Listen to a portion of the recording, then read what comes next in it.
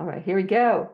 Hello, and welcome to the Deep Think Chalk Talk for February 2024 for amplifiers.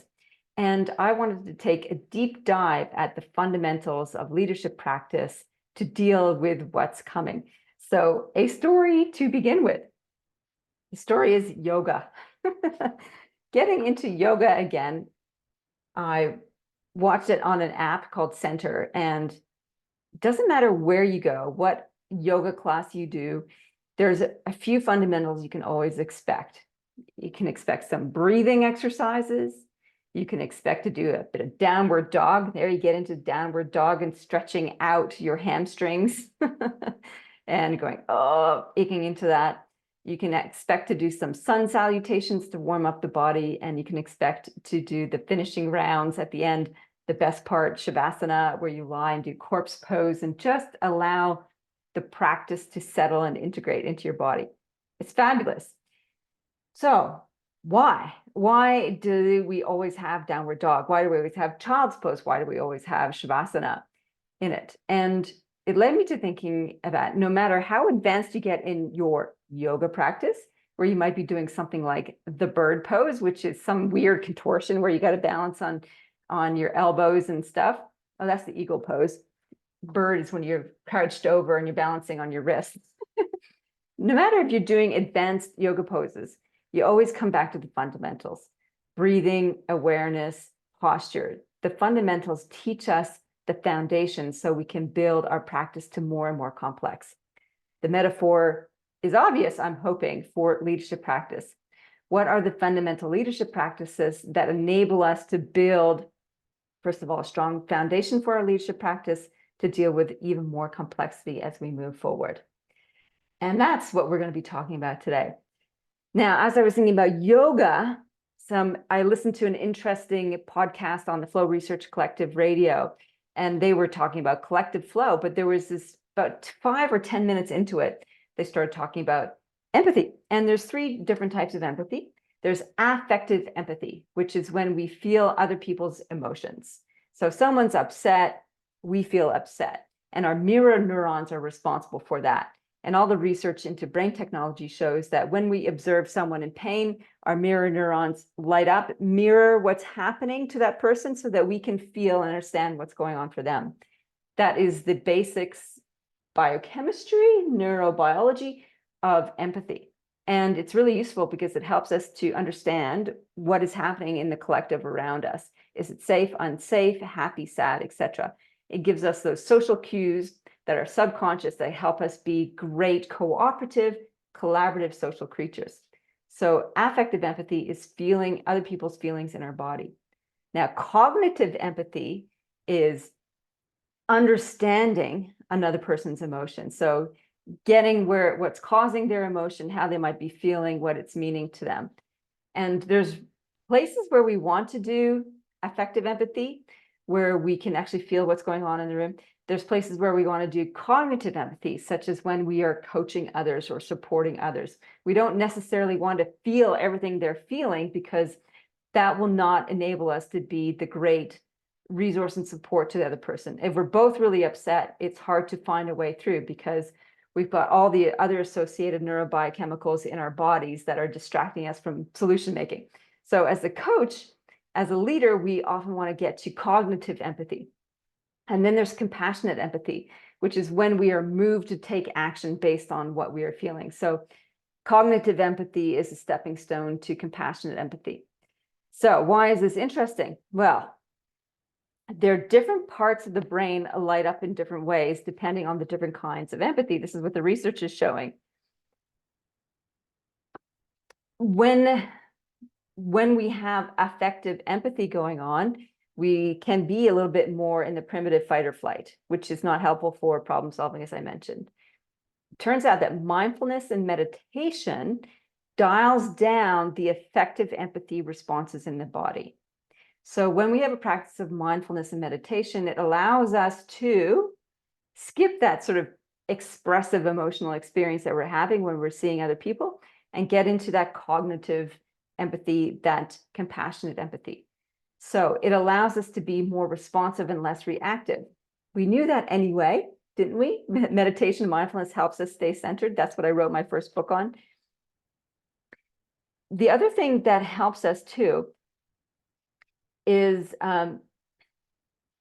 interoception, the practice of becoming aware of your body. Somatic awareness of your body leads to compassionate empathy. So this sounds like a paradox. The more aware, in tune we are with what's happening in our own body, the contractions that we're experiencing, the stresses that we're feeling, the flow that we're feeling, this kind of deep bodied, embodied awareness allows us to be more compassionate. Why? Because that interoception, that paying attention to self, down regulates that whole effective empathy, that whole flight and response awareness piece, so that we can stay in a cognitive and compassionate empathy, which is really important. Now, the other aspect of this is that affective empathy, feeling other people's feelings, can be detrimental to us. We can become too immersed in somebody else's world and not immersed in our own, to our own detriment, if you like. So it also increases inflammation in our body. So if we're feeling other people's stress all the time, we get stress, and it can cause stress inflammation response, which is not so great. Okay. And this is what the other research says. People with excessive emotional empathy, the affective one, are at greater risk of inflammation and have lower levels of interoception, less understanding and awareness of their own body. So you can be preoccupied with others and not enough of yourself, which reduces your agency and autonomy, leads to helplessness, etc. So more cognitive empathy comes with better interoception, and mindfulness and meditation and body awareness are the key to that. So it's one of the foundational practices, which we'll get to. Now, yoga, this story about the different types of empathy, its effect on the body and its effect on compassion and compassionate practice, was also coupled with the news from Neuralink that Neuralink has embedded the first brain-computer interface in a live human. So another organization has embedded a computer brain interface, but this is the first time Neuralink is doing it. I've been tracking Neuralink for about 10 years now. This is one of Elon Musk's company. So they put a little brain computer chip in somebody's brain, and there's 1,000 different neurons that they're tracking in the brain. The idea here is to help somebody who is paralyzed or disabled connect with wirelessly, this one's wirelessly, with computers and technology outside of them, so they can communicate, they can move their wheelchair, all that kind of stuff. So thought control amplified through a computer implanted in your brain. Guess what? This shows up in Olympus Bound, my next novel, which will be released on May the 1st. Pre-orders are now available. That was my little preamble there. So what does this mean? It means that when we have computer technology that can amplify our brain and our biochemistry, we need to be even more mindful of what we're doing with it. So the more control we have with our bodily functions, which are largely subconscious, the more able we are going to be, the better able we are going to be able to master this technology, this godlike technology that will be, if we want to, have implanted into our brains. I've always said it before, like if we have someone like Trump with a computer brain interface in there where he can communicate his thoughts wirelessly, apart from Twitter, X, whatever platform he's using now, this can have disastrous consequences for somebody who is impulsive. So we put a computer brain implant into somebody who's impulsive, then we're going to have impulsive amplification of impulses, and that's not good. We want leaders to be centered, stoic, guided by compassion, not always amplified effective empathy where the inflammation and stress is being amplified. So the fundamentals come back to what's most important. All right, so let me share what those self-mastery technologies are. Okay. There we are. Okay. That's my yoga story. This is my slide for the computer brain interface. I don't think they're implanting at the frontal lobe. I think it's at the back of the skull. That's always what I had in mind there. But this is really cool technology that I'm tracking really carefully. So fundamental practices are the foundations of all leadership. All right. So there's 9 of them. And we started talking about this. First of all, we need to manage focus. And if you don't already have it, these are the 3 big ones. Meditation practice, any type of meditation to help you develop your focus. Could be breathing meditation, counting meditation, walking meditation, guided meditation, any sort of where you can just focus your mind. Second one is gratitude practice. And so this trains our biological system to be more in the parasympathetic state. Gratitude is a healing state, and it's really helpful for us. And the third one is to manage our intention. So what is our intention into whatever practice we go into, whether it's a meeting, whether it's a project, or whether it's a speech, whatever, what's our intention? So getting in tune with that and making sure that our intention is of a highest level and not of a earlier stage of leadership development. So those 3 things, meditation, gratitude, and intention, are pretty important. Manage focus. The next piece is about managing energy. No surprise there. So this is about breathing, and there's 2 breathing practices that I want to cover. Exercise and rest are the 2 other ones when it comes to energy. So let me just get to the breathing practices now. The first breathing practice is box breathing. And this is, I read about this first in US Navy SEALs book by, is the name going to come back to me? No, it's not going to come back to me. It'll probably come back to me after I finish the recording. Box breathing, in any case, the US Navy SEALs use it to help downregulate their amygdala hijack system, so their parasympathetic nervous system. It helps slow down your heart rate and reduce the stress response. Box breathing is so pick a number, let's say 3, breathe in for 3 counts, hold for 3 counts, release for 3 counts, hold for 3 counts. So you imagine a box, breathe in, 3 counts, hold 3 counts, breathe out, 3 counts, hold 3 counts. And then you can expand to 4, 5, 6, 10, whatever counts. So let's do a couple of rounds of that. We'll do 3 rounds of counting to 3 box breathing and see what happens. So just take note of how you're feeling right now, what's happening in your brain, your body, etc. So the pre-box breathing state. Just tune into that. Okay, so let's do breathe in, hold for 3, let it out for 3, hold for 3, breathe in for 3, hold for 3, let out for 3.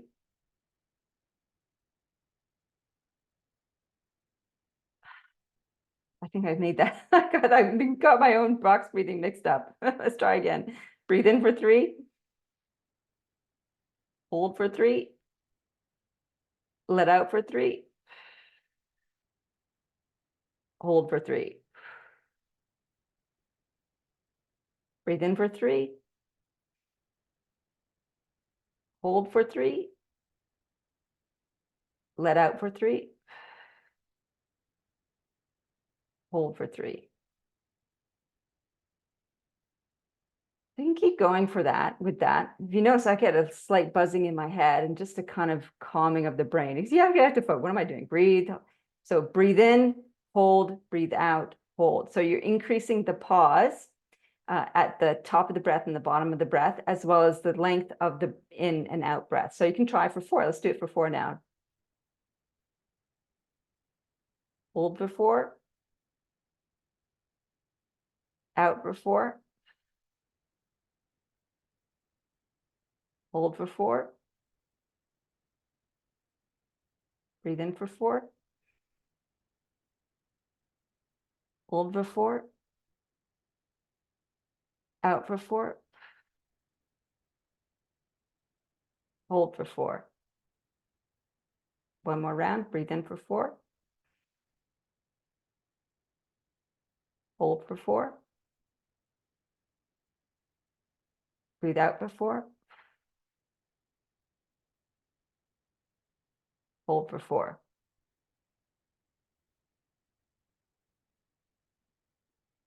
Ooh, it is very energizing, right?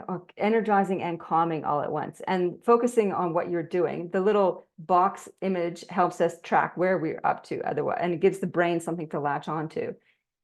Breathe in, hold, breathe out, hold. And you trace the box and round and round. Then you can start to make the box bigger with, hold, breathe in for 5, hold for 5, etc. So box breathing is a really helpful decompression, stress management technique. It also couples as a meditation, if you like, a focused practice. The other type of breathing, which is really useful, is called heart-centered breathing by Dr. Alan Watkins. Remember the name this time. And he talks about breathing evenly and regularly through the heart area. And his research shows that the heart is such a massive electrical pump. When we can get the heart to breathe, to pump regularly and evenly, we put out even and regular energy into the world. And so we have a cognitive entrainment effect of the people around us, as well as putting out really calm energy. So the idea, you can do similar patterns to the box breathing. It's like breathe in, hold, breathe out. So you just imagine the energy coming in and out of the heart zone. Breathe in, hold, breathe out, hold. Breathe in, hold, breathe out, hold. So what this is, it helps expand our bubble of energy.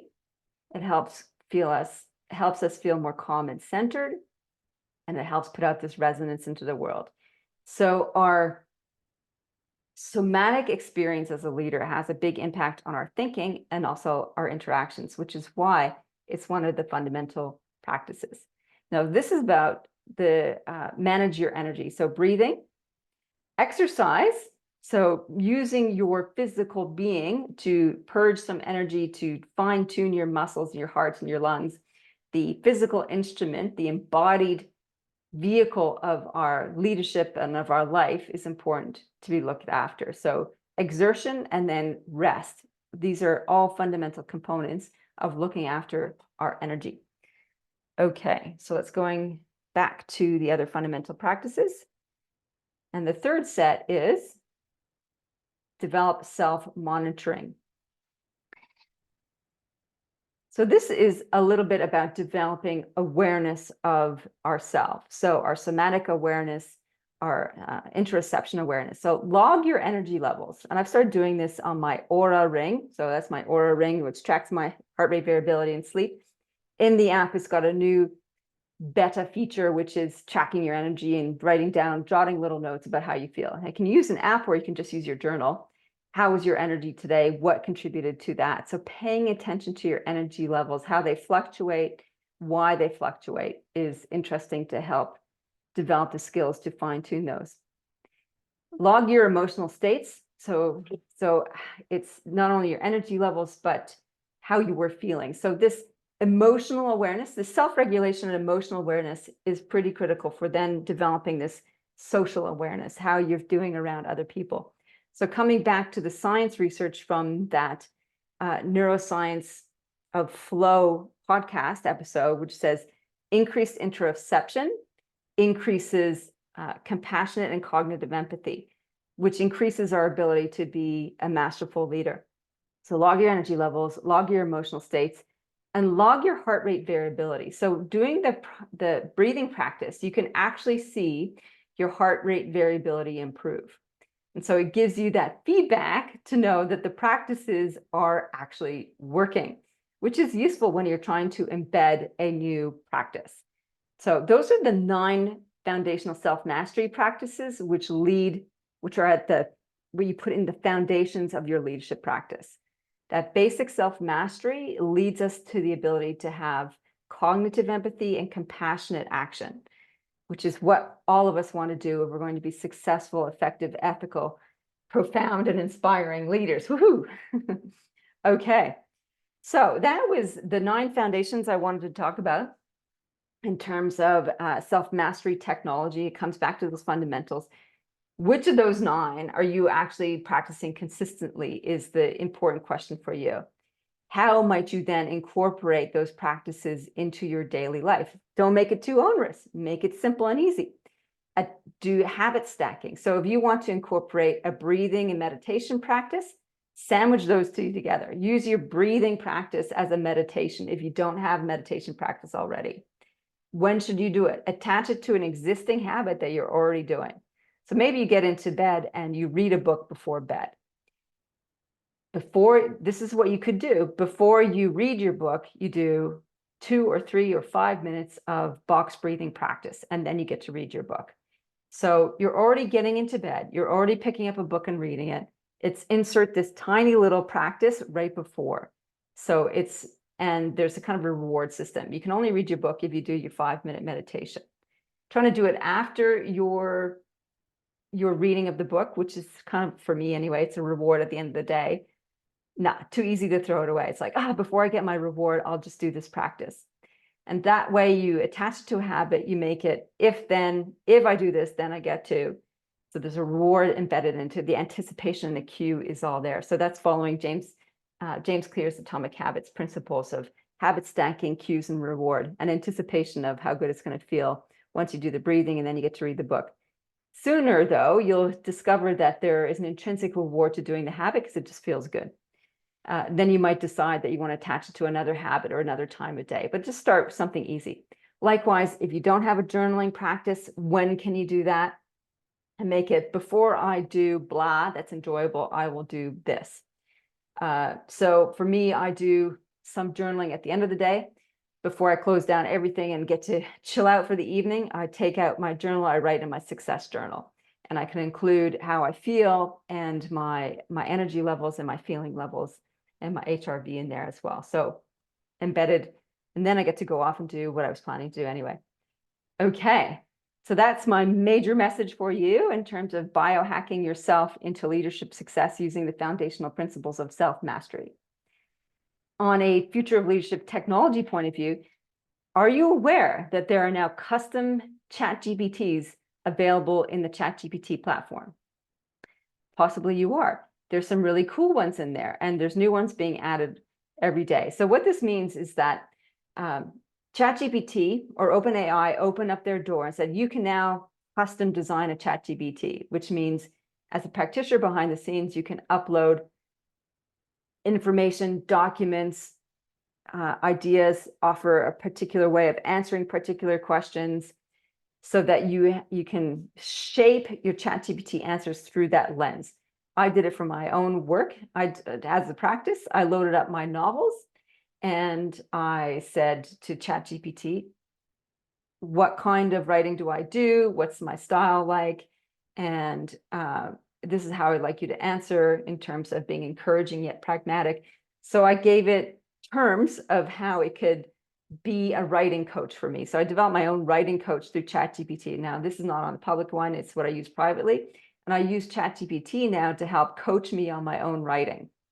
So, and I used it to help outline the next novel. I used it to help give me feedback on some chapters. And so it's an iterative process. So it's kind of like taking all that ChatGPT could be and putting some lenses on it. Now, there's some commercial ones that have been offered. Some of them are free, some of them are paid into ChatGPT platform.